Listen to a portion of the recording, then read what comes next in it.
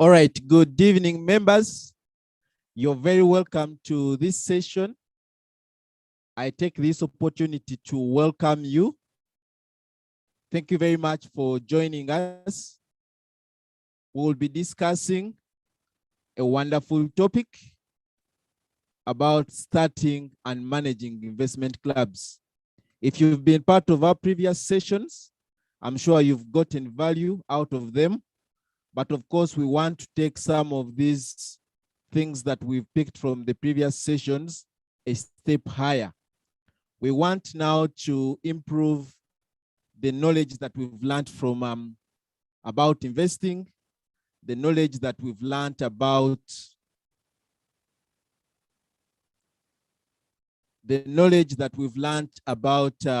saving, and then putting our savings to good use. We want to put it back to action. And one of the ways we can put it to action is by organizing ourselves into investment groups, into investment clubs that can then propel us towards making better use of our finances. Of course, there's a lot that we can learn about investment clubs. There's a lot that investment clubs can do for us. There's a lot that investment clubs can help us achieve beyond just us creating wealth. So that's why today we invited someone who is going to share with us about starting and managing investment clubs. Our guest speaker today is called Aziz Abdallah Epalat, who works with DFCU. And at DFCU, he works as a business development executive, specifically supporting investment clubs and circles. As we all might know, DFCU has been a leader on this product of supporting investment clubs. They work with investment clubs, many of them, and every week actually they give them support sessions. Of course, I'm sure Aziz is going to talk about this. But for our part, we are here to learn. How can we start investment clubs? How can we run them? How can we overcome the hurdles that many clubs face when they are starting, when they are operating, so that once they are started, we'll be able to run them successfully. If you're new to these sessions, my name is Darius Nkwasiwe. I'm your host. I'm a financial literacy trainer, and I'm the team lead at Building Capacity for Generations, as well as Next Life Finance. Of course, as you may hear from the names, Building Capacity for Generations is a training and consultancy firm whose purpose is to build capacity for individuals and organizations. Of course, specific areas of focus, one of them is financial literacy. You've been part of these sessions. If you missed any of them before, you can check out my YouTube channel so that you can listen to them. We'll continue to bring you speakers that will empower you. If you're not part of our WhatsApp community, you can ask me so that you're part of the more than 500 individuals who meet and discuss about matters related to personal finance and financial literacy. You can visit the YouTube channel, which is Personal Finance with Darius, and check it out so that you can be able to watch the recordings that you may have missed if today is your first time to attend. So without delaying us, I know today there is soccer and many of us are going to be running. I'm going to hand over to Aziz so that he can take us through the package. And later, we'll have an opportunity to ask questions. So please, if you have a question, post it in the chat room, ask that question. If you have a comment, put it in the chat room. I'll be able to pick it up. And later, I'll pose it to Aziz, who will be able to respond. But just make sure that you utilize this session to the fullest so that you have the value that you need to get out of it. So right about now, I hand over to Aziz to take us through some of the slides that he has. And later, I'll be back to respond to any of the questions that may be there, as well as move some of them to Aziz. Aziz, over to you. You're going to speak to a group of people who are very passionate about financial literacy. We have a WhatsApp community that has over 500 people. And as you're speaking to them, you're going to be speaking to a group of people that is very passionate about getting better with their finances. Today, specifically, we are delighted to hear from you about starting and managing investment clubs. Over to you, Aziz. Well, thank you, Darius. I hope I am audible. Just confirm yes, that I am. Yes, Aziz, you're audible and we can also see your slides. Thank you. Okay, maybe just for purposes of further clarity, I will just enable my video just a little bit so that people don't think they're talking to a robot. There's a face behind the voice, and that is Aziz Abdallah Epalat in the video there. Then I will stop it so that it doesn't interfere with everyone's bandwidth. Otherwise, when you have videos on, it may also affect the quality of the presentation we're about to have. So that's me, like Darius has introduced, and I'm excited to be here. Just allow me take down the video so that we just have audio. So that we are sure our bandwidth are not interfered with. So, like Darius says, I'm excited to be here. Personally, whenever issues come up of investment clubs, such discussions, circle discussions, to me, I hold them at heart. Namulondo is saying we can't hear. I don't know whether it is her network but Peter says Peter can confirm that I am audible loud and clear. So I don't know, Namlo, you need to check your gadgets and see if at all there's nothing to do with network there. So yes, at DFCU Bank, this is what we do almost on a daily basis, especially in regard to myself. As Darius has introduced, and as you can see on the slide just before us, my name is Abdallah Aziz Epalat.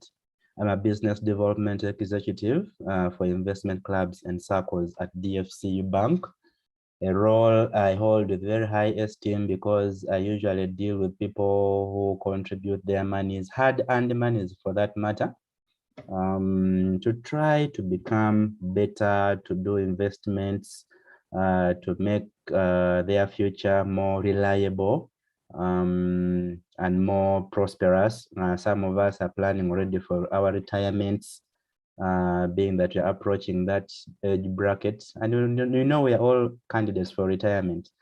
Even where we are working currently, we cannot 100% say that we are not touchable. And you know, retirement can come in two ways, either voluntarily or involuntarily. So in as much as you're working right now, we could be caught up in the involuntary way and we find ourselves into retirement. So what will happen to you after that happens to you? So today I'm excited, like I said in the beginning, to be talking about investment clubs and also to share with you the DFCU experience and the lessons we've learned over time. DFCU began this product in 2007 after doing a benchmark in our neighborhood in Kenya. For those of us who are here and are familiar with the Kenyan landscape in as far as investment clubs are concerned, popularly known as chamas, those of us who have relatives in Kenya, or those of us who are Kenyans on this platform, or those of us who have relatives in Kenya and have visited Kenya. Now, the concept of investment clubs in Kenya is just something that is just something very, very good and something worth noting. Kenya is a place you'll find in about 10 adults, you'll find about 5 to 6 adults in an investment club. Very active. And so the bank took an initiative in 2007 to benchmark on the best practices that those chamas are doing in Kenya. And wow, the story was so immense. It was so exciting. And the bank decided to begin. It was the first bank to start this product here in Uganda after that benchmarking in our neighborhood in Kenya. So with a lot of experience that the bank has derived over time in dealing with investment clubs and circles. So you can imagine from 2007, in the first 2 years of its inception, the bank had about 500 investment clubs.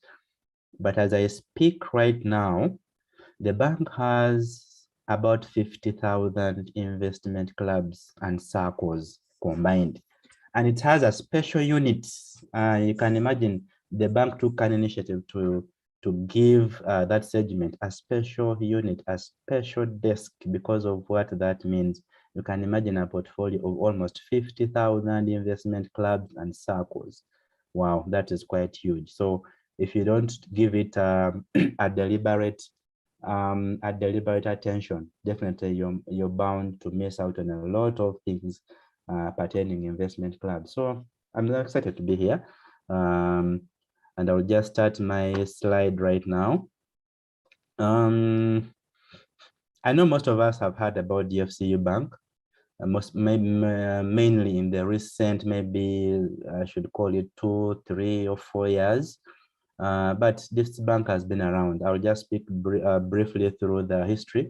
It began in 1964 as a development finance institution. So a lot of aspects have been changing about it, and significantly in 1999 it bought into Uganda Leasing Company, which later got renamed DFCU Leasing. And then in 2000, when it acquired Gold Trust Bank, that's when now it began the license for commercial banking and just no longer doing the leasing bit of it. In 2004, it got listed onto the Uganda Securities Exchange. That means it made shares available to the public to be investors. So the bank is also owned by Ugandans, you and me, who thought it wise at that time to buy shares into the bank. The way you see MTN did recently by floating shares to the public to make ownership or shareholding available to the public as well. So the bank did this in 2004. In 2014, took over Global Trust Bank, and then recently in 2017, and we all know about the Crane Bank takeover. In terms of ownership, the bank is owned 58% by Arise BV. Arise BV is a consortium of a Dutch, it's like an association of Dutch investors, among which includes Rabobank. I think most of us have been hearing about Rabobank in the press and what they have done, especially for the agricultural sector. They are pumping in a lot of money in the agricultural sector. And we know that DFCU has been there for the agricultural sector for so long. So Arise BV is the biggest. We also have investment fund for developing countries, that's the IFU. There's also NSSF, which owns 7.4% of the bank. There's Kimberlite Frontier Africa, which owns 7.3%, and then others own 16.5%. Now, the 16.5% is the effect of the listing that took place in 2004, where shares were made available to the public. Then in terms of vision, to be the preferred Ugandan financial institution, providing a broad range of quality products to our chosen customer segments. The segments, of course, are enormous, and there are many, including the investment club segment. The mission is to grow shareholder value while playing a key role in transforming the economy and enhancing the well-being of our people. The purpose is making more possible. At DFCU Bank, you'll get several touch points where you can access services from. We have an agency banking network of over 1,500 agents. We have over 70 recyclable ATMs. Recyclable, I mean our ATMs take deposits as well as make payments. So for those of us who have investment club accounts, or those who are prospecting to open investment club accounts at DFCU Bank, You can also be able to make your contributions through our ATM channels. When you have the account number of the club, you can just walk into an ATM and make your deposit from there. The money will go straight to your investment club account. There's also mobile banking interfaces where you can interact with the bank.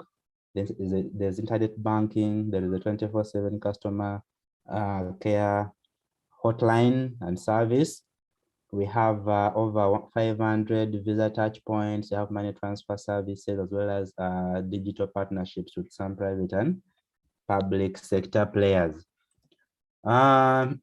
Diving straight into today's agenda.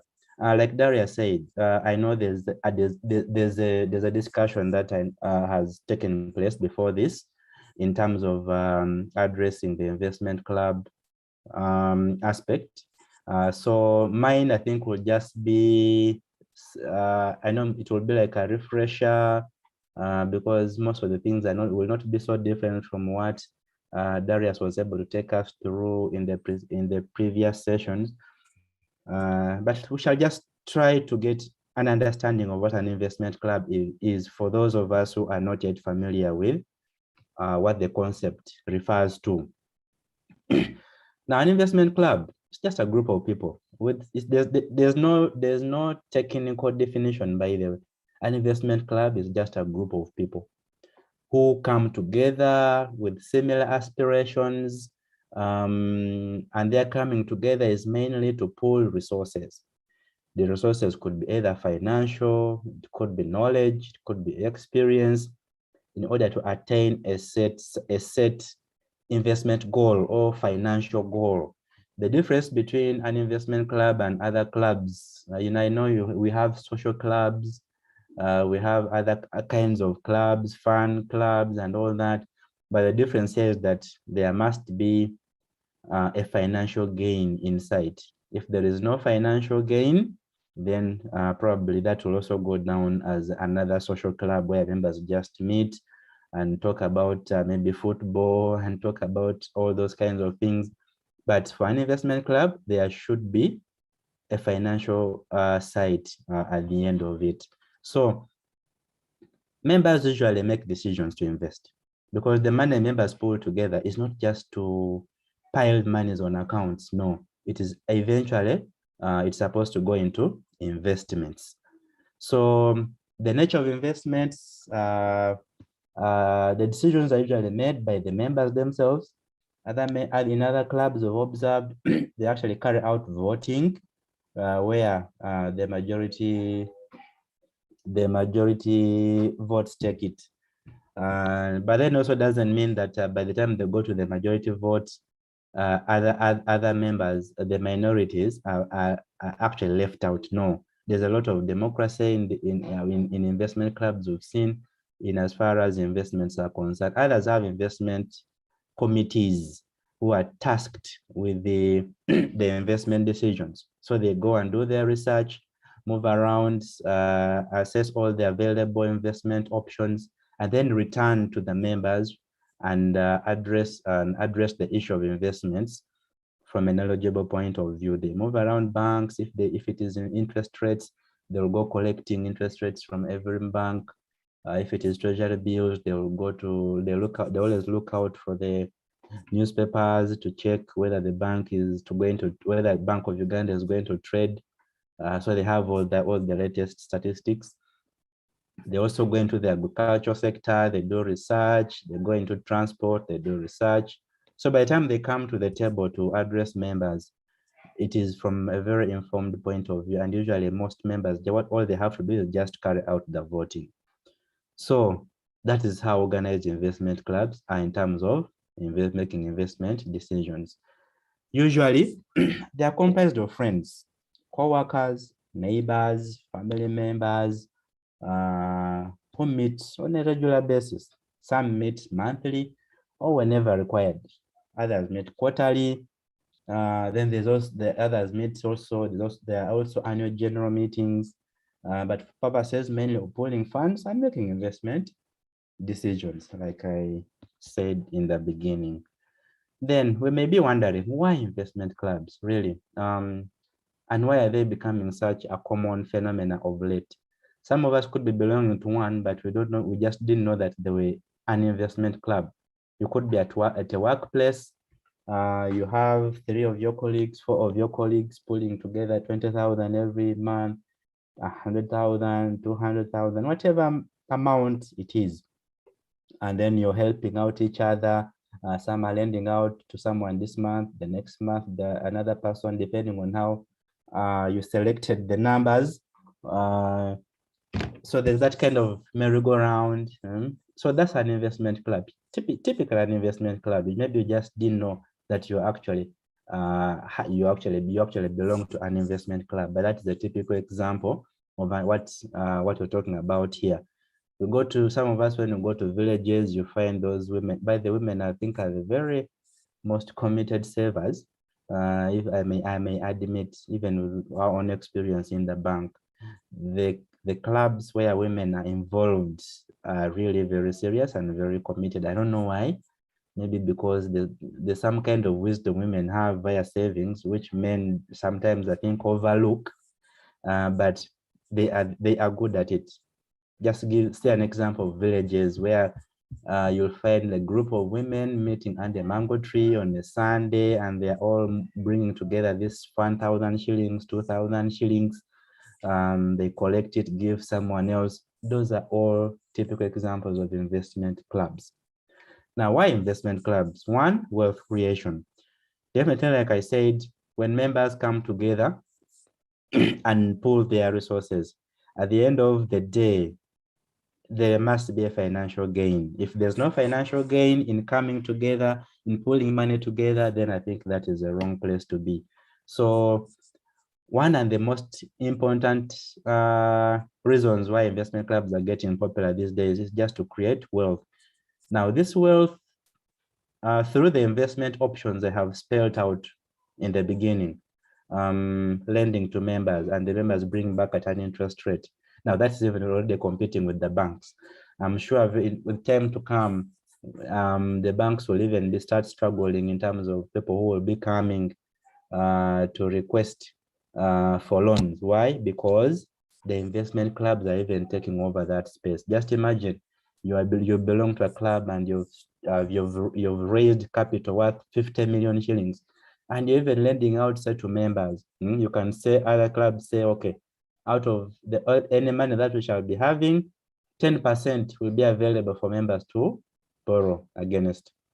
So why would such a person even begin running to the bank? Now, the bank will just be for bigger projects and bigger monies that maybe the club will not be able to advance.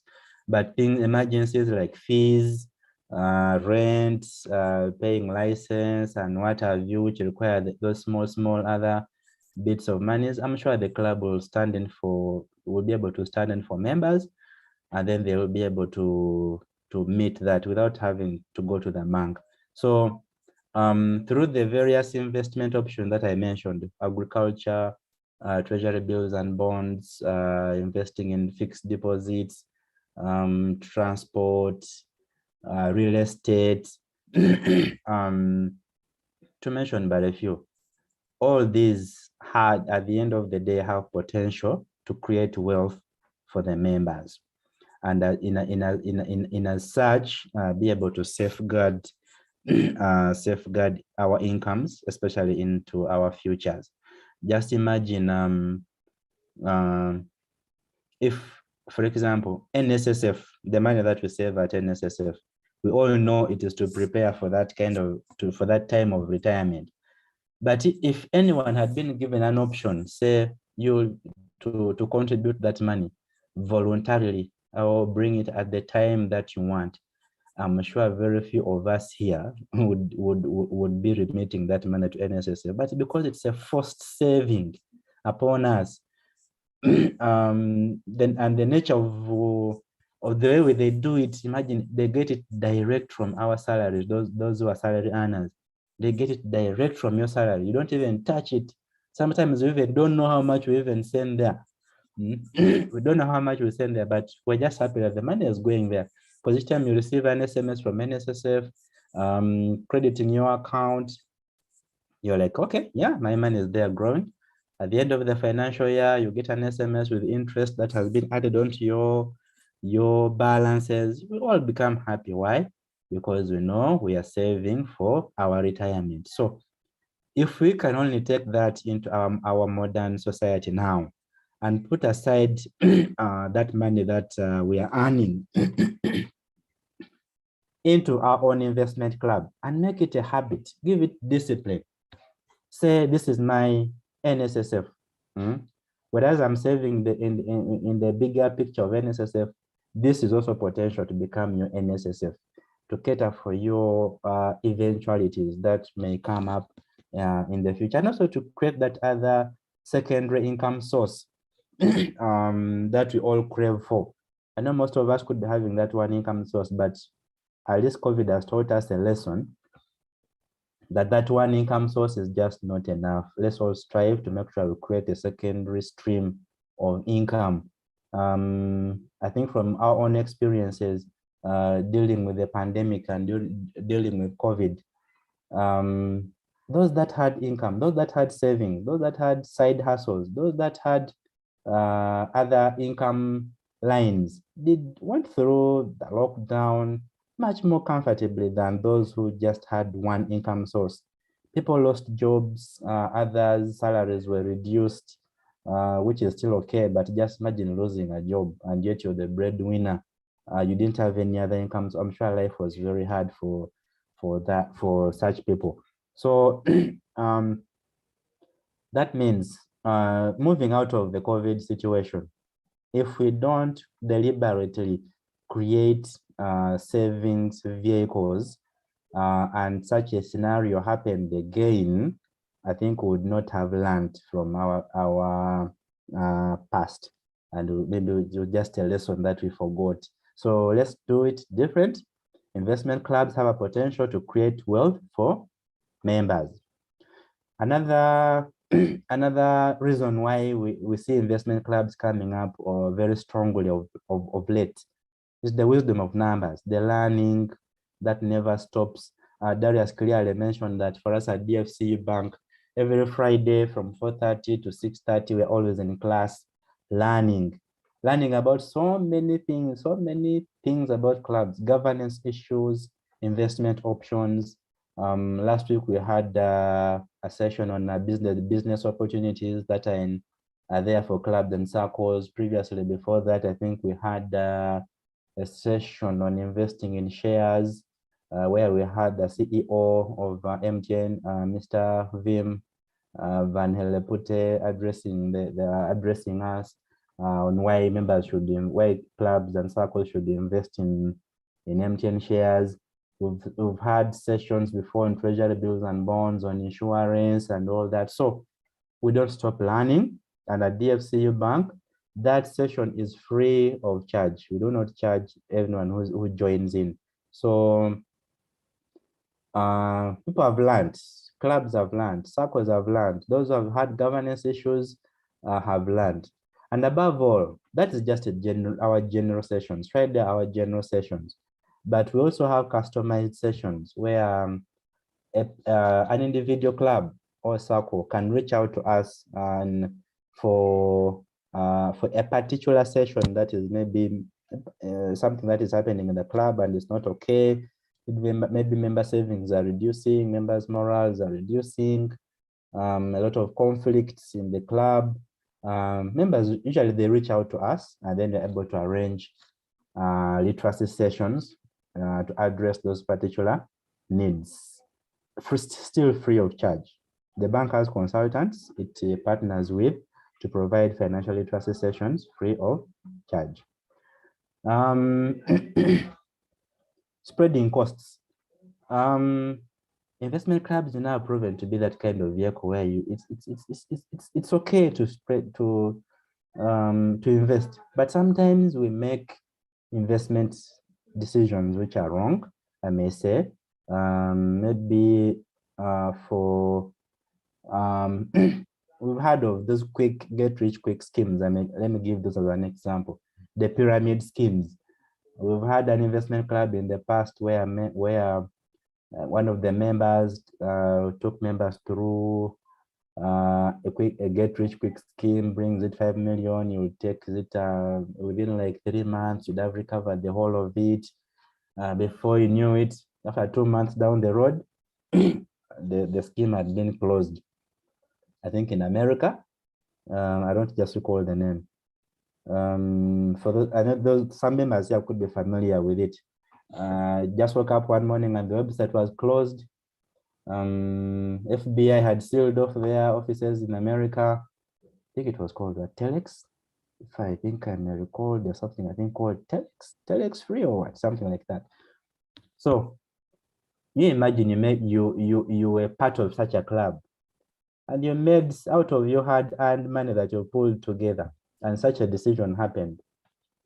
I'm sure you would not be as disappointed as someone who invested maybe their individual money. You've taken all the loss, you've been beaten squarely. Here, I'm sure I'll just get back to the members, tell members, you know what, we made a wrong decision, but next time, let's learn to invest wisely. So there's that spreading of costs. So a cost that one person would have incurred, now here it's being shared amongst the members. Then the other aspect is also the social interactions. The clubs you see today are bringing together very many people with various histories, I may say. At the bank, we see people who have just reunited after high school, even primary. People have been together since primary. People have been together since early secondary school lives. And then they tell you we're just meeting right now. We are like, you know, it's like a reunion. People go for reunions of university classes. And then before you know it, there's a club that has been formed through that kind of networking. So there's a lot of social interactions in investment clubs because remember, you have like-minded people and people are always in meetings. At least now even Zoom has made it easy. One of the best things I would associate the COVID period with is the fact that it has made meetings so easy. Right now we are meeting everyone. I know people are all over the place. Some could be even outside the country, but we are meeting right now. So a lot of social interactions take place. It's not all about money all the time. We've seen clubs go out, have fun, go to the beach, go touring the country. Like I'll actually tell you an example of one of our club that went to Kapchorwa, I think some few years ago. For those of us who are familiar with the CP area, the steep slopes and those roads. We have a club that one time went there, and in that interaction, on their way back, they unfortunately had an accident, and I'll tell you that story when I come to that product that was able to help members go through the grief. So these are basically the reasons why we see investment clubs becoming a very formidable force of late. Now, okay, this is just to bring out the aspect I talked about earlier, the Kenyan experience, where all this was derived from. In Kenya, one of the biggest investment clubs in Kenya owns a KQ jet. You know what that means now, a KQ jet. Just imagine like one of our jets we have, the Airbuses, and it's owned by a club. Just, you know, you buy it, you rent it out through Uganda Airlines, and Uganda Airlines pays you your agreed amount of income or revenues that they generate from it. In Kenya, that is it. Yeah, there's a club there, one of the biggest, owning a KQ jet. And then several stories of arcades, apartments. In Kenya, most of actually in the transport sector in Kenya is run entirely by circles and clubs. You will find, as you walk through the streets of Nairobi, you'll find those matatus, you'll find buses engraved with names of investment clubs and circles. Some of those buses actually cross into Uganda. Ever take a chance one time when you're driving or you're just behind a Simba, these Simba coaches, you'll see a name of a circle somewhere down there. And so many examples in Uganda as well. We've seen clubs are building apartments. They have invested in so many other investment options that I talked about earlier: treasury bonds, treasury bills, and all that. So what we're talking about right now is actually very powerful, and it's all because of the power of coming together. Now, through our interactions with the clubs that we have in the bank, and the experiences we've been, because some of us are also members of investment clubs. I personally belong to quite some of them, big and small. I make sure I balance off in a big and small. Some are forced ones through the bank. The bank also has those internal savings schemes. We have a circle in the bank, as well as investment clubs in units, where you work with a colleague or close guys around you. Then you form an investment club out of that, even if the bank has its own, where everyone is mandated to save in. So some of the lessons we've learned are these: to begin a successful investment club, all members must have a shared vision. In other words, members joining into a club, those who are willing, who are willing to partake of their finances and their time to join an investment club, you should all have a shared vision. And this vision should be very, very clearly defined to the members right from inception, so that as you enter, you exactly know what you stand for.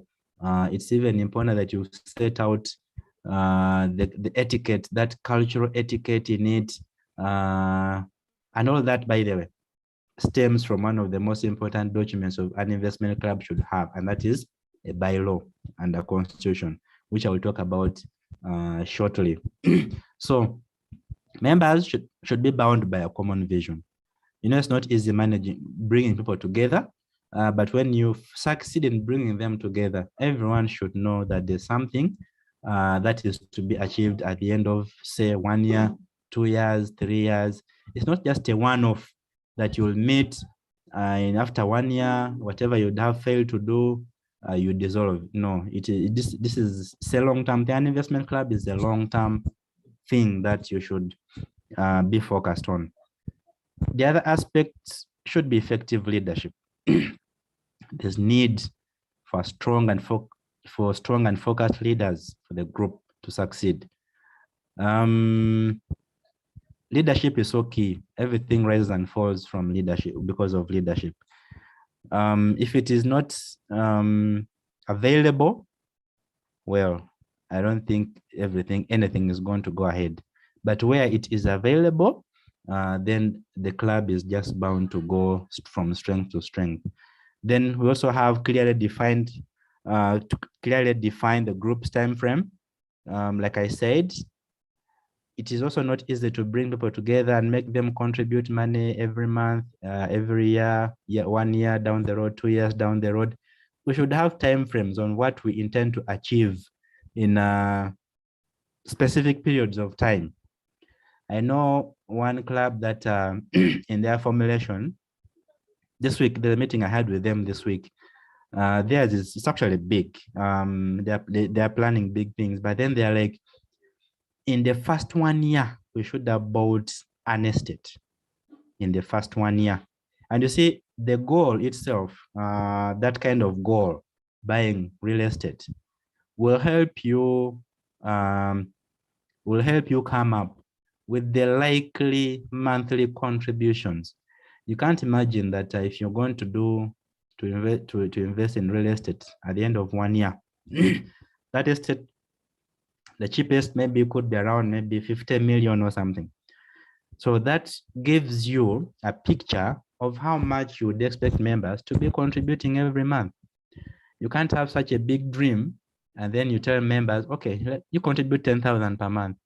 I'm sure you're going to take another 10 years to achieve that dream. And because of that, members are going to burn out. No one is going to be seen to be active. Even after 6 months, because members are not buying into the time frame. But where you establish a clear time frame, it also helps to achieve other objectives. Then dedicated and self-motivated leaders, there's need to change leadership. If you realize things are not well, because I've seen most clubs changing leadership after 2 years, others even annually, just to give opportunities to other members. Sometimes we sit with other members, but then you don't know how much potential they have in terms of governing the club until you've given them a chance. So you may be a founder member of the club, but you see that's also a problem, which I will talk about shortly. You may be a founder member, and you don't want to give opportunities to other members. So in that way, you'll see other members become very passive, and they will just be in their what we call humolis. Someone will just be in a kamoli. If there's time for voting, you'll just show up, agree with everyone, and then go back into their kamoli. Why? Because the founding member is actually overseeing everything and is the alpha and omega of the club. And then the other success story should be contributions which are in line with member earnings, not too little, not too high. And this can be reviewed periodically. You know, we've just been in a pandemic, in a lockdown. So most of our members' income is reduced. So it will also be it wouldn't be prudent for someone who has been contributing, say, 500,000 shillings per month, and now they're earning less than 500,000, and then you tell them, no, you're defaulting, please, we need our money. You need to be considerate and enable members contribute what is convenient. If it is too little, like I said, it delays our goals. If it's too high, you're bound to have those default. They have very high default rates, especially because the contributions are not manageable. And then sometimes there's also just excitement because you want to belong to a certain class of people who are close to you. You're seeing them contributing 1 million shillings, 2 million shillings, but then you yourself, you know, you cannot do that. But because you don't want to be left behind, you just want, because of that peer pressure, you decide to join such a club. 1-2 months down the road, you're the one who's telling members, guys, you refund my contribution. It seems I may not be able to proceed. You were not able to contribute what others were contributing. So make sure people's contributions are in line with what they can afford. Now the challenges, like I said, there will be because of the time allocated to this session, I'll be a little bit faster. The challenges, I mentioned the one-man risk, that founder syndrome. It's so challenging that when that person decides to step aside, most of the clubs come down crumbling. Most of them don't even live to live for 1 year or 2 years when the founder has left the scene. There's also dependency on volunteers to do administrative work. Members sit back in their molis. They're just expecting other people to be doing lots of things. Imagine when you're starting up an investment club, the bylaws, the printing, you know, the running around, registering the bylaws at URSB. So you find some people leaving such work to the chairperson or the executive because you say like, after all, they're the ones with the responsibility. Now they start using their own money to do something, to do things which are supposed to be for a bigger cause. And that alone becomes an issue, even right from the word go. Then in some instances, members of the club not being on the same wavelength on how the club should be run. Yes, failing to agree on common things that the club has set out to achieve. Then also not setting minimum attendance and investment requirements. Like I said, managing people is not so easy. You know, it's not a bed. And as much as investment clubs have potential to create wealth, it's not a bed of roses. You'll call out for a meeting and you find only 2 people showing up out of, say, 20 people. You find 2 people, you find 5 people on the call, the rest are nowhere to be seen. They have not sent any apologies. They have not communicated to the chairperson. It's just complacence. I'm untouchable. And I know that they will not say anything about me. I am, I even contribute most of them, maybe the biggest monies. So that is also bound to bring down a club. Then, of course, accounting issues. You can't rule out issues of fraud or financial mismanagement, especially on the side of our executive members. But good enough at DFCU Bank, we have solutions that at least have kept everyone informed of what is happening in the club. Then lack of succession planning. Yeah, this is very critical. Whereby the executive, the 3 or 4 of them, as were elected in the beginning, are still in those positions. They don't want to give others chance to also learn and do the things that they are doing. So you find that a treasurer will leave the club, but then has not taken anyone else through what they have been doing, how they do their reconciliations. So you find someone who is new comes in and starts from a clean slate with a lot of challenges. Then group dynamics, members' expectations. People join clubs with different expectations. Others want to become rich instantly. And those are the guys I told you in the beginning when I was giving an example of a failed investment plan where people went and invested in those pyramid schemes, and it came down crumbling. That alone can demotivate members. Then high member contributions default rate. I talked about this. Contributions should be in line with what members are comfortable, in line with what members are comfortable paying per month. Poor or long decision-making systems. We've had experiences from, there's a club we had an experience with one time. I think they had zeroed down to investing in a fixed deposit in a bank. At that time, the bank was going to give, I think, about 8%. But then because of procrastinating, members were like, no, let's wait a bit. I know next, these rates keep going high. Next month, the rate is going to be at 10%, where these guys who are so speculative, they tell you, no, wait, in like 2 months' time, the rate will be much better, and then we shall invest at that time.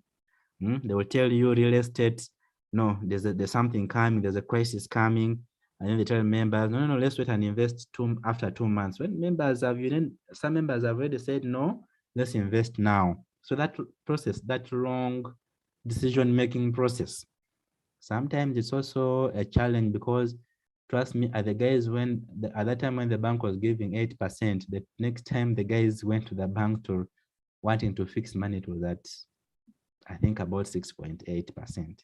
So because you took long to make a decision, you've lost out almost a whole percentage of an investment option. And to very many other investment options as well. So when time for decision making comes, people should make sure that it is actually swift. Then some of the club operations that could come in handy for the investment club is to get someone with accounting knowledge to handle the club's books of accounts. Get those professionals to be able to help. Get a lawyer on board. You can even pay them on a retainer basis, or they can do pro bono services. We have friends who are lawyers, we have friends who are accountants, we have those auditors, invite them in your club once in a while, and they tell you how healthy the club is at that moment. Get topical issues, get speakers to motivate members, someone saving money every month in, month out, year in, year out, they can easily burn out. And then they start, not because they don't have the money, others have all the monies, but then just that lack of morale to continue saving may come in at some point. So once in a while, get someone to speak to the members from, get a third party. I know it will not be easy for the chairman to be calling members all the time, please pay, please pay. Luckily enough, at DFCU Bank, we have consultants that do this for us. And clubs have taken very good use of them to make their clubs and circles better. Organize AGMs, organize social events to get to know each other, and those things bond club members together, and members are aligned on the same page. Now, to talk about DFCU Bank itself, we've looked at briefly the investment club product and why it's popular, some of the key some of the critical aspects to ensure a successful investment club. And because it's not just a bed of roses, we've also looked at the challenges. Now, let's look at DFCU Bank's role in starting up of investment clubs. First of all, the benefits that accrue to investment clubs at DFCU Bank. One, there's free financial literacy sessions. I told you we have general sessions on Fridays, 4:30 to 6:30 every week. If we skip, it will just be like a week. Like this Friday, we didn't have, we just had an issue with one of the consultants who had something personal, but next week we are going to come back. So it is practical every Friday. But then there are also customized sessions where a particular investment club can reach out to the bank for a particular need to address a particular concern that could be happening in the club itself. That is also possible. And it's also free. You don't incur any cost. The only cost you will incur, I think, could be data and transport. If you say within Kampala, you're going to hold a meeting in Namunyonyo, you'll only incur your transport to the venue. But as long as we agree that this is the venue, please invite us someone, the password will always be available at your disposal. The clubs also have access to free e-statements every month from first to the end of that month. You have a free statement. If you don't get it, you're free to still reach out to your relationship manager to request for it, which will be sent to you free of charge. There's also access to the club app free of charge to manage group finances and reconciliation, as well as reporting. You have an app, which I'll be talking about shortly. There's also an aspect of insurance of up to 5 million shillings per member. I'll talk about this insurance shortly. Our accounts are also interest earning between 2 to 5%, depending on account balances. So you look at the account balance you have as at end of month, the system books that interest and pays it, credits your account after every 6 months. So that means we pay you interest twice every year, but it accrues monthly. It accrues monthly and is credited to the account after 6 months. Another cycle starts. It books the monthly interest and then credits the account after 6 months. We also have networking sessions amongst clubs. I told you the product began in 2007 at DFCU Bank. So that means we have clubs which are as old as 14 years as I speak right now. Members who have been together for the last 14 years. Those are some of the oldest, or for us to call them mature clubs. So when you join DFCU Bank, it's an opportunity for you to learn from such clubs, find out what they're doing, which is right, benchmarking on best practices. But in some of those financial literacy sessions we arrange on Fridays, we invite some of these mature clubs to come and share their experiences with the rest of the clubs on call. We pick randomly, depending on what we need, our objective of that day is. Then we also have access to financing at preferential terms and rates. We're actually enhancing this proposal where clubs will be able to borrow. If you have an investment needs, say you want to go real estate, buy land of 100 million, but on your account with you have 50 million, the bank will be able to do 3 times of your savings as a loan, and then we continue receiving the installments through member contributions. Then a dedicated relationship manager, for sure. You'll have one that is will be available to all your needs. I talked about a bylaw and mentioned that one of the key documents you need to open up an investment club account at DFCU Bank is a bylaw. Now, okay, just before I talk about the bylaw, we have some frequently asked questions. Usually, I know which some of those questions will come from our participants to dead areas. But maybe if I finish this part here, some of the questions will already be answered. For example, how many people can start an investment club? The minimum number is 4. So any 4 people can start an investment club. That's why you saw in the beginning the potential, some of the potential areas for investment clubs is even a family. I know very many families that have run investment club accounts in DFCU Bank. Daddy, mommy, eldest children, because to be a member, you have to be at least 18 years and above. So if you have daddy, mommy, the eldest kids, or brothers, if you're like 5 kids, 4 kids may form an investment club as long as they're adults, or siblings. That's why all that. So minimum is 4, but there's no maximum limit to the number of members in an investment club. And as I can tell you, one fact is we have an investment club at DFCU Bank, which has 500 members. These members contribute 2,000 shillings every day. All these members are onboarded onto the DFCU Investment Club app, which has made contributions easy for them. They are very committed. They had an AGM, I think, about a month ago at Hotel Protea. Yeah, but that is serious. You can imagine that guy. There are banks in this country which have staff of even less than 200. But this guy, the founder, has 500 members in his investment club. This man is fit to be a CEO of. He can ably run some banks in this country. I will not mention them. Where do I get potential members? I talked about that. How do I get bylaws? Fortunately for potential investment club customers of DFCU Bank, we avail you a bylaw for free at no cost. We have a draft bylaw or constitution that we share with clubs. Now, like you hear the word, it's a draft. That means it is subject to adoption by the members. If you like what you have received and it all falls within your requirements, it all suits the requirements of the club, you adopt it.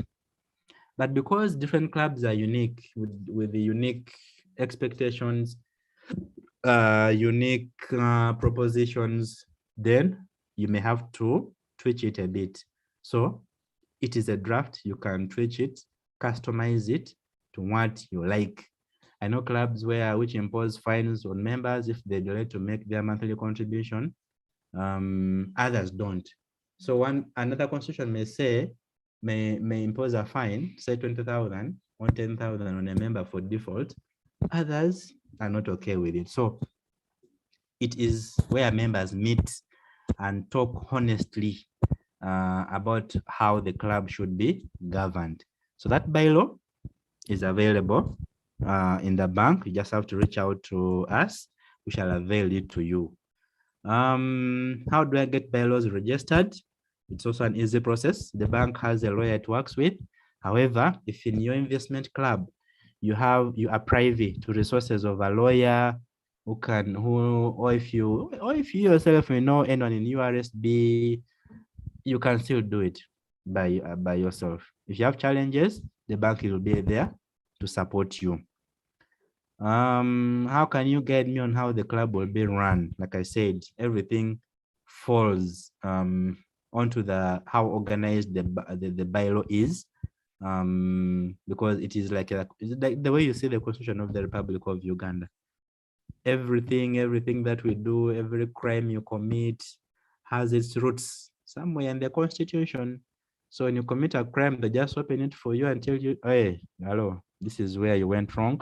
We have all these codes, we have all these procedures, we have all these guidelines, but they are enshrined in, they all have like a line, a straight line to the Constitution of the Republic of Uganda. So even here in investment clubs, the bylaw or the Constitution is that document that is going to govern the club. So the club's success or failure will actually start with how you come up with the bylaw. The features of our investment club accounts. One, minimum 4 people. There's no maximum. The account is also multi-currency, so it can be opened in shillings, can be opened in dollars, can be opened in pounds and in euros. I talked about the account being interest earning between 2% to 5%. The account also attracts an account maintenance fee of 4,000 shillings per month. It's available to companies, circles, partnerships, and associations. The requirements for opening up this account, one is the bylaw that I've talked about, then a resolution to open and operate the club account.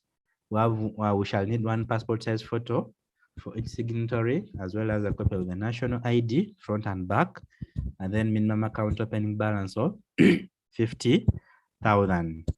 Then you complete our account opening documents, and then you have your account opened. Now, I talked about the app, and let me just speak about the app here briefly.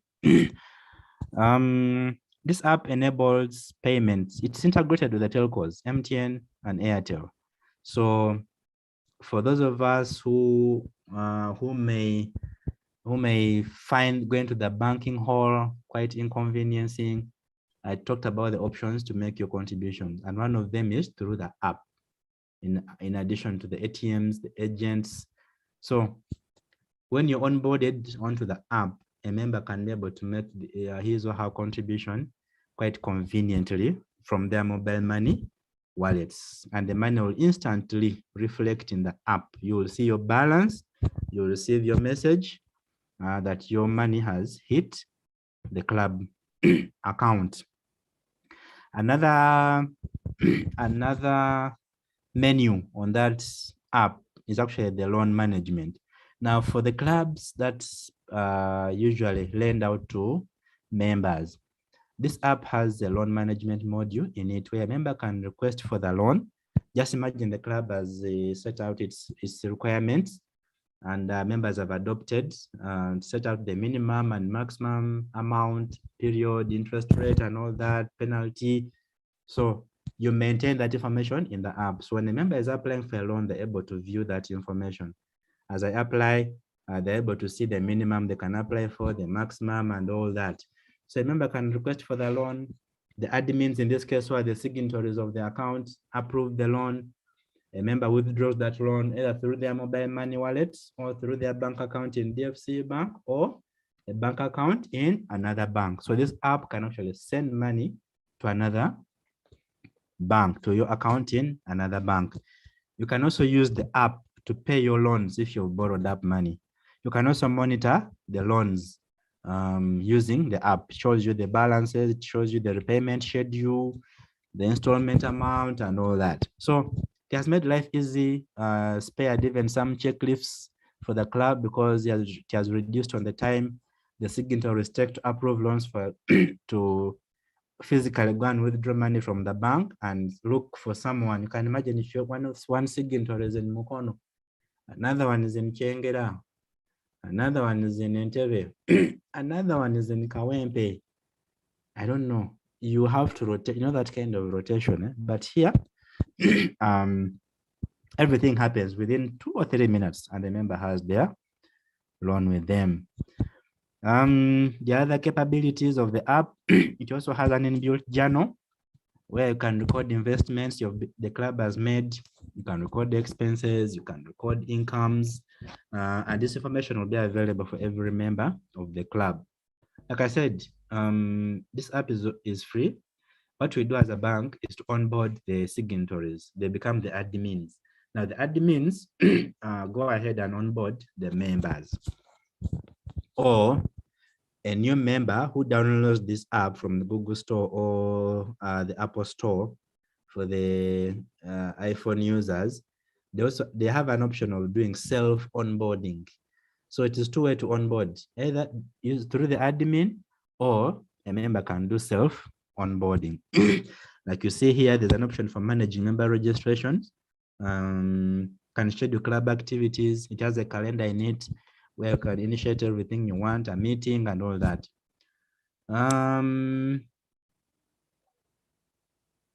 Yeah, so that's briefly about the app. Now, I talked about insurance. I think this will be the last one now. I talked about the insurance. And the insurance package we provide to our clubs and circles is called the Twilight Insurance. We partner with Prudential to provide this insurance cover. It comes at a slight additional cost to the member in two ways. One is a lower premium. The premium now is this money that you pay per month. What members pay per month. Sorry with that. Sorry with my voice.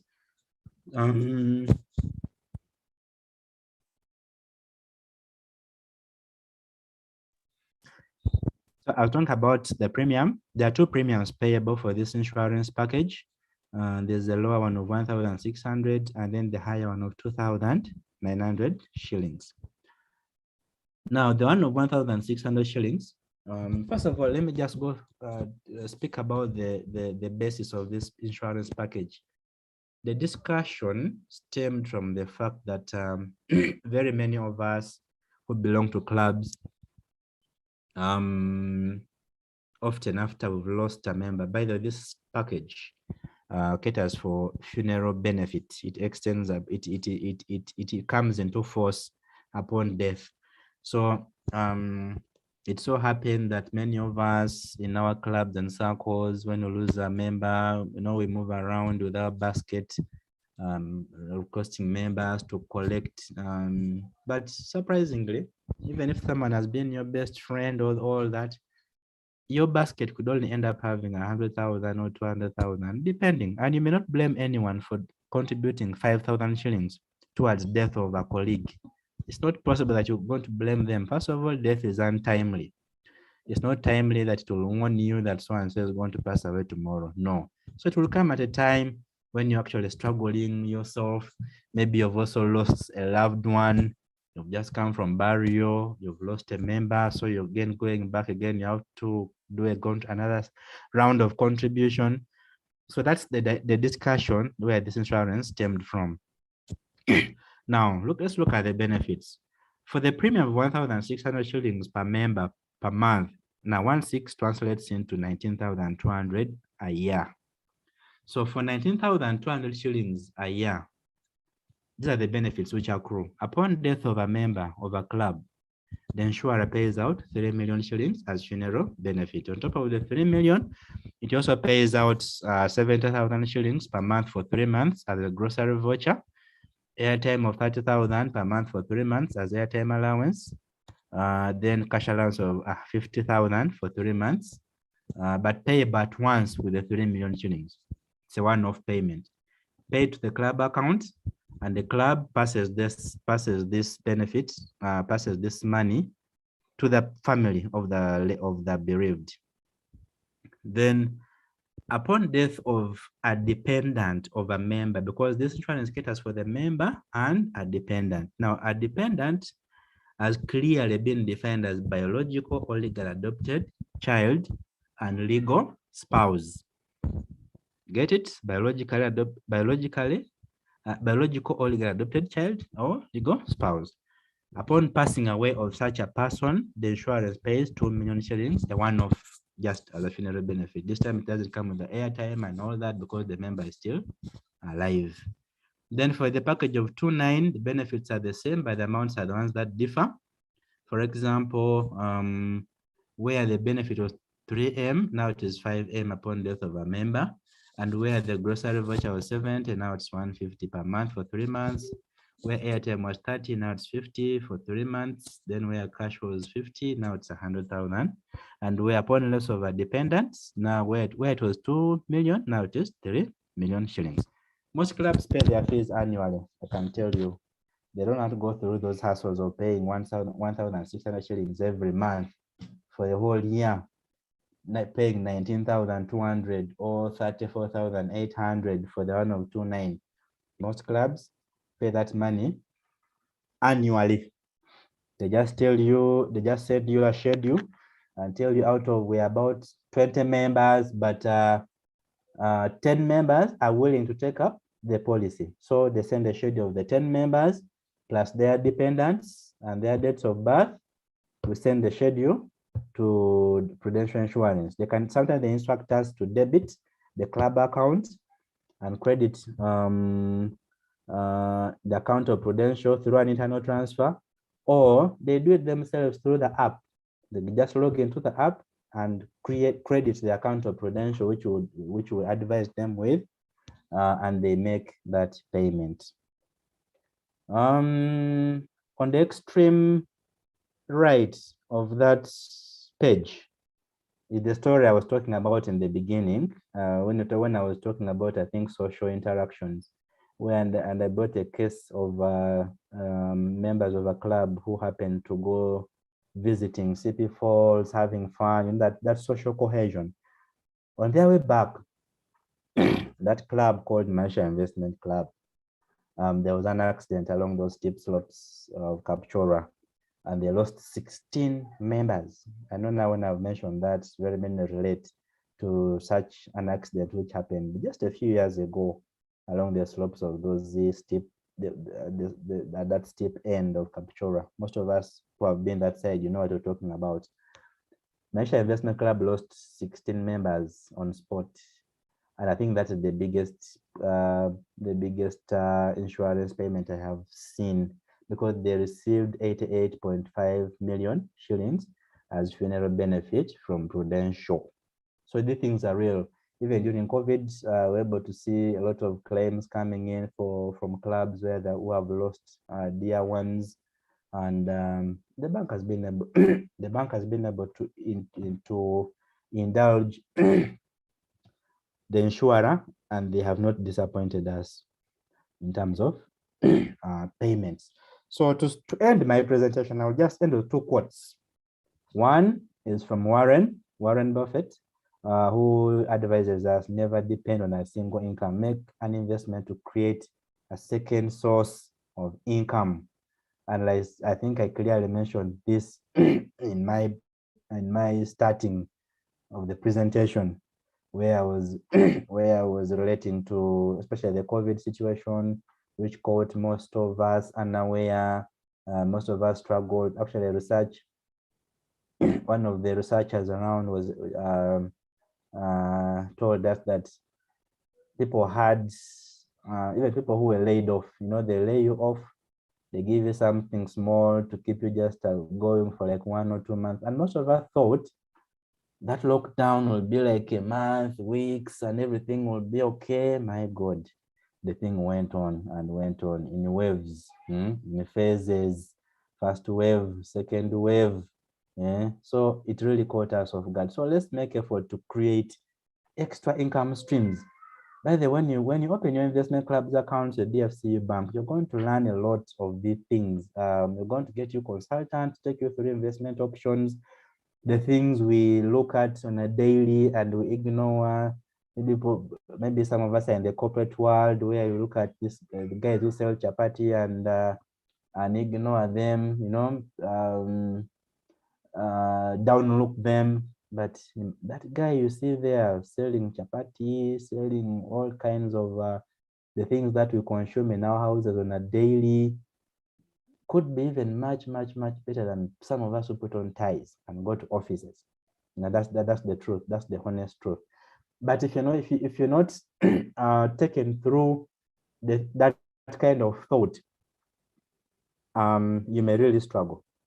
That guy is able to deal very easily with emergencies compared to most of us who are earning salaries. So make efforts to come up with such schemes. Such a guy, I know someone who has about 16 of those guys as an addition to their monthly income. He has about 16 of those. So I think every day or every week they remit money, but how much capital do you need to start such a roadside kind of project? Very minimum capital that you will need, really. So that's the advice from Warren Buffett. And then lastly, this relates to the power of numbers. If you want to walk fast, walk alone. But if you want to walk far, then you have to walk together. When you come together as a group, as a club, as whatever name you're going to call yourself, it will be much easier for you to achieve greater milestones than walking alone. This story resonates, I think, very clearly when you look at, okay, let's take an example of the Uganda Matters. People walk from all corners of Uganda, others from as far as the neighboring countries, from DR Congo. I've heard of people walking from Kenya, Nairobi. People walk from South Sudan. Tuna Mugongo here. Me, I stay very, let me see. I stay in Seta, but how many kilometers are those from Seta to Namugongo? Okay, leave alone even just my faith. But even telling me to jog, to take a walk up to Namugongo alone, you'll eat my money, because I'll be alone. And the farthest I can go, maybe towards Namugongo, I should say. But just imagine if I walked with someone, get a friend, even if you say jogging on a Sunday morning, you realize you'll even go past Namugongo, you'll even go up to Chaliwajala, you can even reach, you can go around, go to Chireka, go to Weyogerere, because you're walking as a group. So look at the Uganda Matters. People someone walking from Kavari on foot, but because they're walking in groups, they walk singing, praising the Lord, worshiping. You can't give up. You see your friends are moving. You can't just be seen to be giving up. Olaro Tunu walked from Muguru to Namugongo. Tell him to walk tomorrow from Muguru to Namugongo, whether he will even reach Karuma. Karuma will even be too far. So there's always power in coming together. And this was told to us by Sir Ratan Tata, who is the founder of the Tata vehicle plant in India. So ladies and gentlemen, that marks the end of my presentation. And over to you, Darius. Thank you. Wonderful. That was very powerful, Epalat. And I'm sure that people who are on the call have learned a great deal. So I would like to appreciate you for taking your time and sharing with us, first, how we can start and manage investment clubs, and then how members can utilize the services from DFCU to be able to take on investment clubs and manage them very well. I've learned a great deal from you, and right now I'm going to give an opportunity to members to be able to ask their questions. So members, if you have any question, I'll kindly ask you to put it in the chat room, and then I'll be able to pick it up. I know we are past our usual time, but because of the learning that is happening, we'll go an extra 15 minutes to be able to accommodate the questions. So please, if you have any questions, I welcome you to put it in the chat room, and I'll be able to pick it up. So thank you very much. So Epalat, this has been very powerful. And I see we have lots of members who are on the call, and they were telling us how they are part of investment clubs, and therefore they have found this very, very useful. Just to remind members, if you'd like to be part of our WhatsApp community, I've sent a link on the chat room.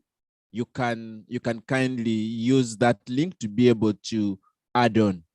So Epalat, I have someone who, I think this question comes in very, very hot, just from where you were. Someone is asking about the premiums of the insurance package. So do those premiums apply whether we have 4 members or whether we have 20, 50 members? Do we still pay the same premiums and still get the same benefits? I think you can start with that as I get the rest of the questions from other members. Over to you, Epalat. Yes, thank you, Darius. That premium cuts across all members, whether you're 4, whether you're 10, whether you're 50 in a club. But remember, it's not compulsory.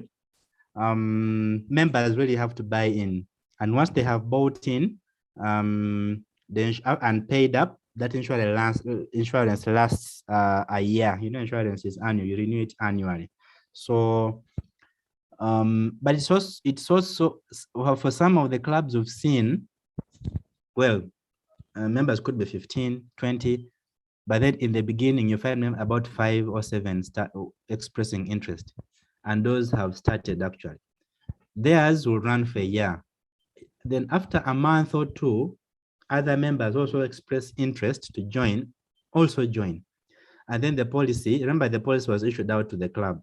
So the guys who will join after a month or 2 will also be taken care of, and theirs will also run independent of the periods that the first guys went subscribed. So theirs will also begin a year from the time that they started.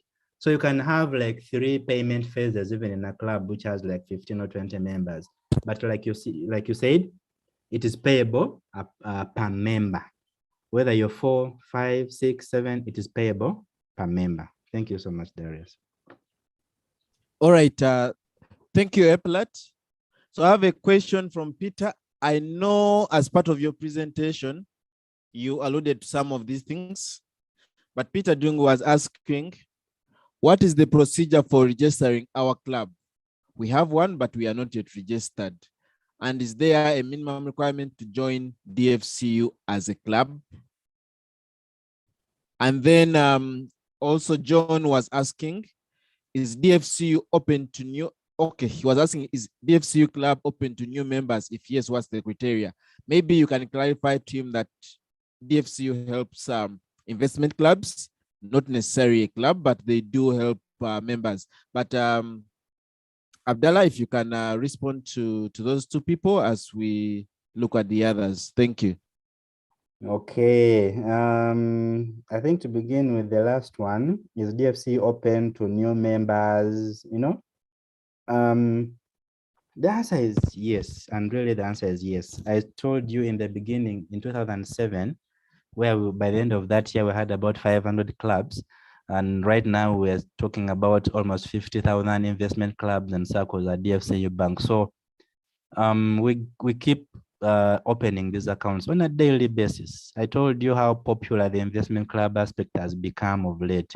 It is so powerful that if I can even show you the statistics or the rate at which people are opening up clubs, you'll get so amazed. People are coming together for all sorts of financial gain, to like how we've gone through, and we have these clubs opening accounts on a daily basis.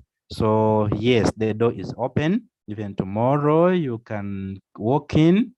If your club is ready with all the requirements, you will open up a club account as long as you have minimum 4 members. That brings me to the registration bit of it. How do you register?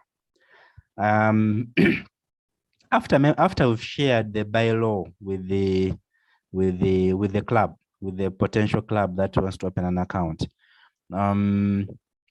after you've gone through it, members have thoroughly combed it through, have put in whatever they need to. Then upon adopting it, members append their details, their addresses, phone numbers, and all that, possibly email addresses at the end to show ownership. There are 2 ways. You can either bring it back to us and through our legal advisors, one of our legal consultants, they can help you do the registration at URSB. We do registrations at URSB of the resolution and the bylaw at URSB. Alternatively, I talked of some clubs that could be having legal minds in them, who can also help do the registration bit of it, or anyone who can walk into URSB. You can actually do this registration at your own convenient time. But if you don't have, if all those other options are not available, the bank will still be able to support you to fulfill your investment club account opening dream. I hope that answers that concern, Darius. Yes, I think you're very clear. Just in case someone feels that you're not clear, they can always clarify in the chat.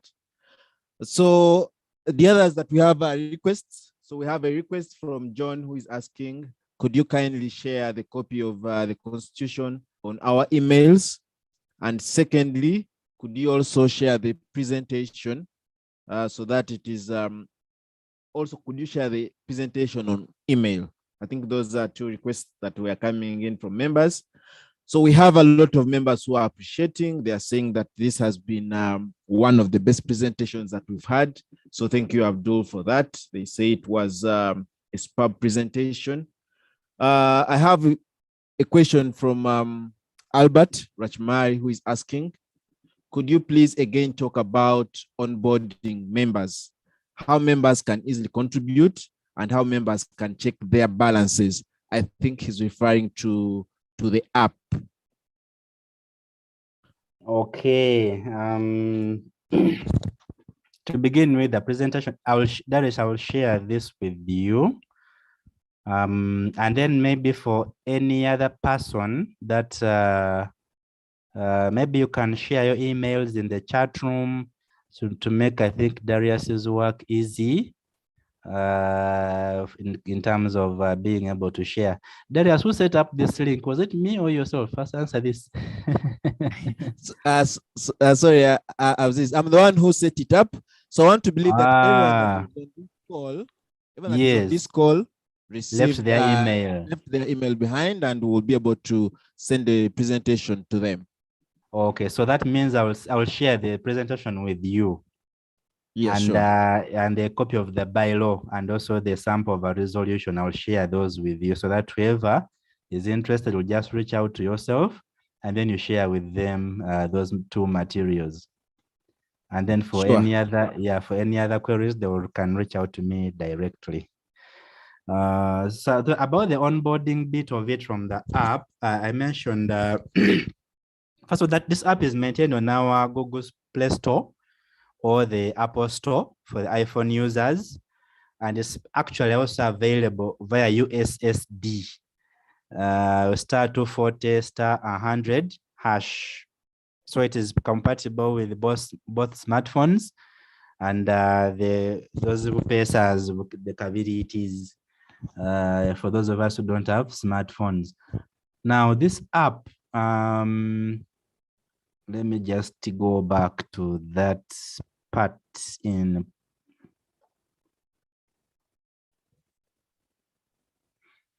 So I talked about making contributions easy, and I said this app is linked to our local telcos, MTN and Airtel. We had AfriCell, but we know all AfriCell is normal. So we onboard you on the app using your mobile money registered number. So that means each time you make a payment from your mobile money number, that money will actually go direct to the club account from your wallets. So you don't have to look around for a bank or for an agent and all that. Sometimes maybe a deadline may be approaching, say 30th of the month, but you have money on your mobile money wallets, and you don't have to withdraw it and go and deposit it on the account. No, you can transfer that money directly from your mobile wallet to the bank, to the club account using the app. That's what I mentioned. So that makes your contributions very easy. Now, the onboarding process of the app. I said when the account is being opened at the bank, remember you nominated, a club nominated signatories, either 2 signatories or 3 signatories, whatever number they nominated to manage that account on their behalf. So those signatories automatically become the admins of the app. Reason being, the powers or the authority that they have on the club account. If, for example, to sign a check, to withdraw money with a check, the chairperson, the treasurer, and the secretary all have to sign that check. That is the same mandate which will be transferred to the app. That means to authorize any money leaving the app, say to a member, or to approve a loan, all those three must log in and authorize a transaction. I had an experience one time with one club where the treasurer initiated a transaction, then the chairman approved, the secretary approved. They were buying land about 30 million shillings and they were sending money to the vendor.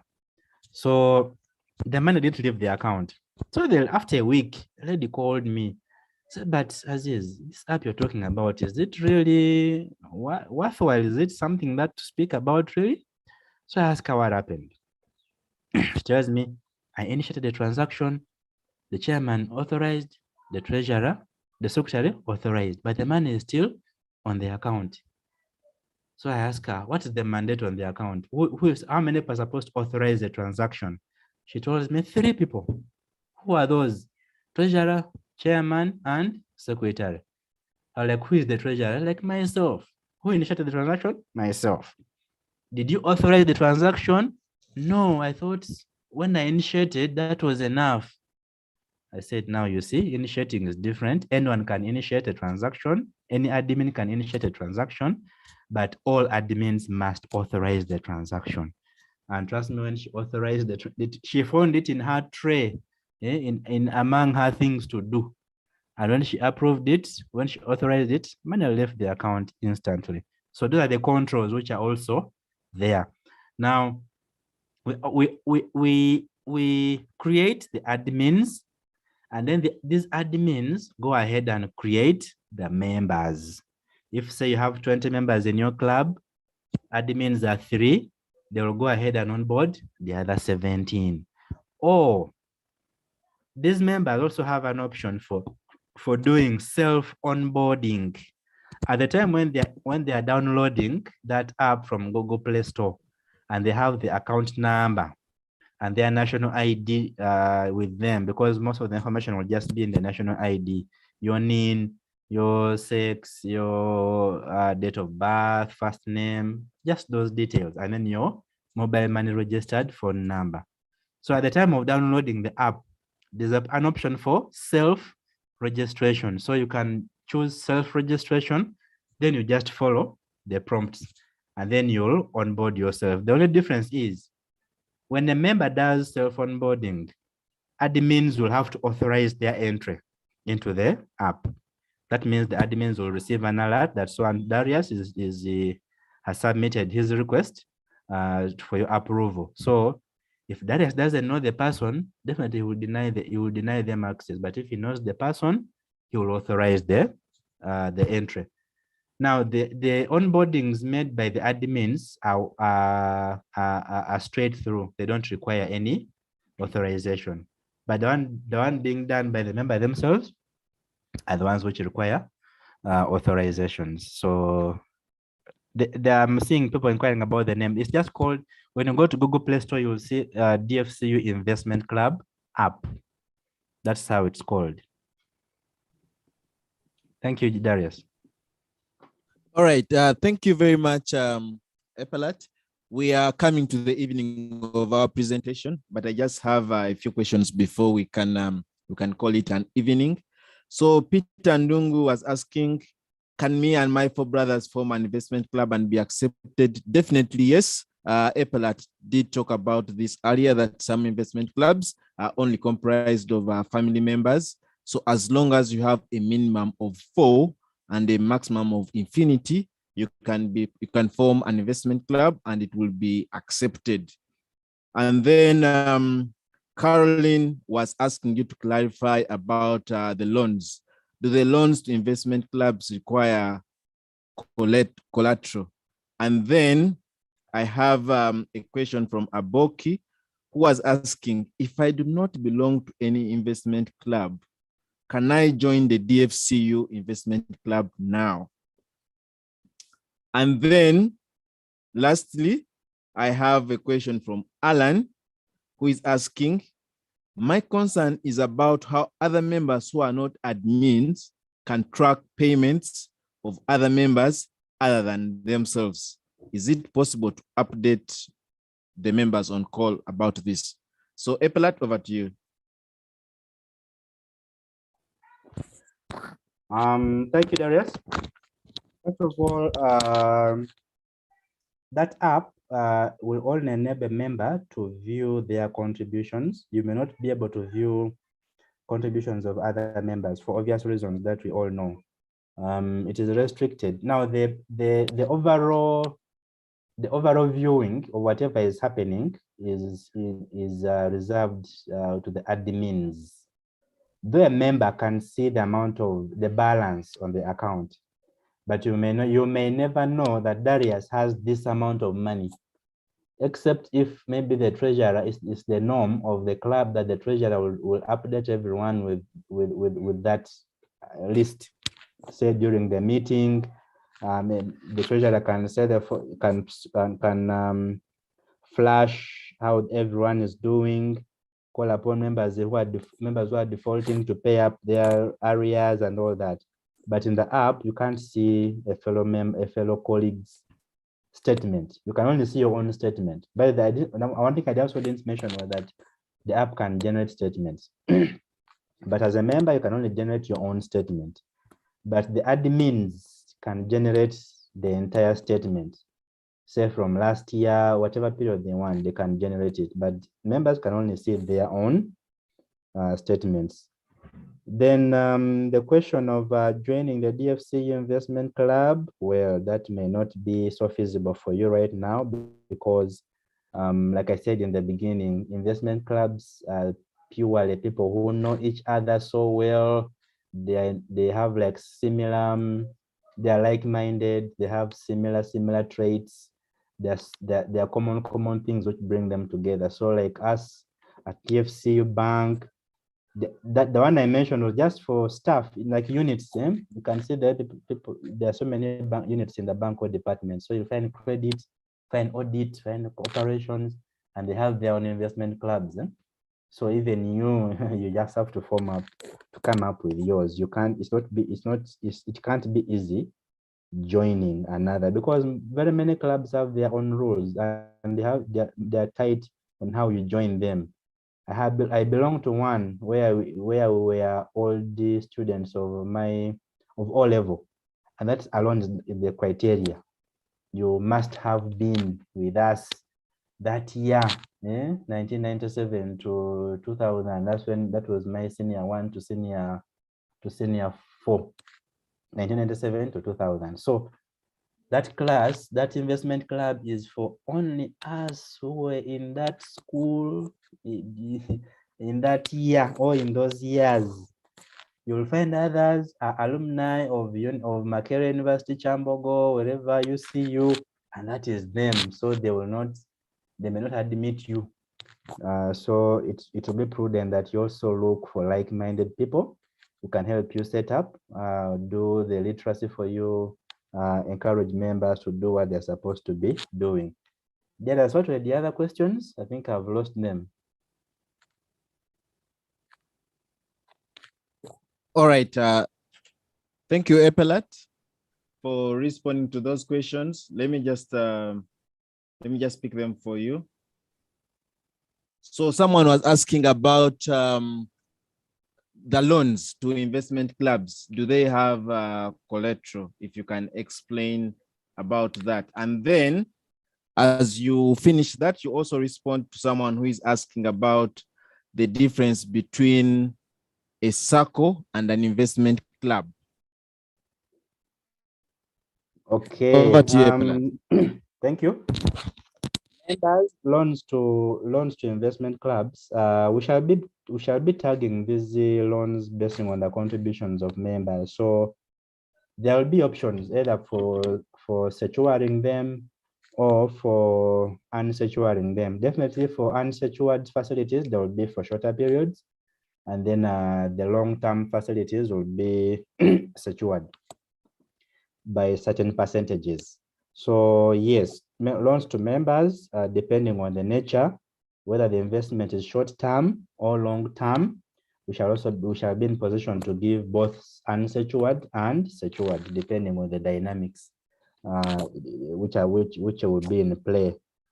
And then the difference between SACCOs and investment clubs, there are quite many.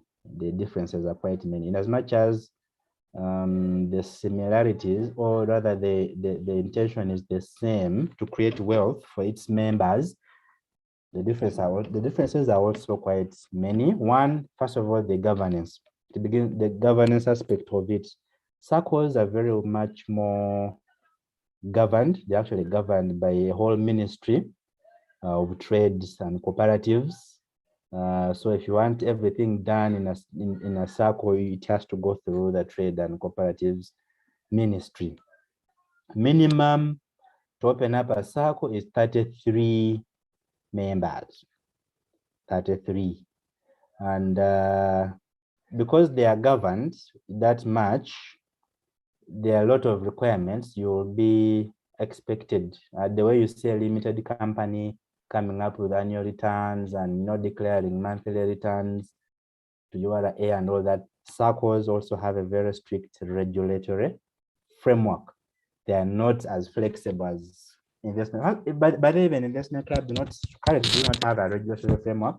Apart from the registration bit of it, what URSB, they have not yet been formally registered, formally regulated. That body is just coming up being set up by the Ministry of Finance. Those discussions are still ongoing. So investment clubs are not so much very well regulated like the SACCOs. So another key difference is that, for investment clubs, the focus is on the members themselves, and it's limited, it's restricted to the members. If you're four, all the attention is just on the 4 people. But a SACCO is much wider, usually, and the SACCO usually operates a much bigger geographical area. And for a SACCO, even decision making, you have to wait like an AGM to do like most of the things you need or change anything. You must have a board. Yeah, you see now the governance issues. You must have a board governing the SACCO. Much of the focus is lending money to members, members of that SACCO, who may not be the founders. The founders may just bring money together and put there. But then anyone who is willing to, now a SACCO starts accommodating other members, not necessarily the founders. You find a SACCO like maybe in your areas of where you stay. If you want to become a member, buy shares, blah, blah, blah, then you can start borrowing money from the SACCO. So the focus is much bigger, community-wise. But for investment club, it focuses on the members themselves. It's creating wealth for the members. But the other one, it is actually lending.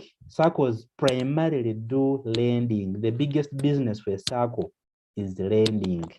If there are any investment decisions to be made, that is after members have paid back interest, and now the interest is in a pool. That's when the SACCO decides to make investments. But investment clubs, theirs is primarily to do investments. And one of the investments can be to lending money to their own members, or investing in other areas, real estate. People contribute money to buy land, people contribute money to open up a business. But the SACCO's primary business is lending. That's why they are called savings and credit cooperatives, because that is the biggest, lending to members. I hope I have been able to clarify those.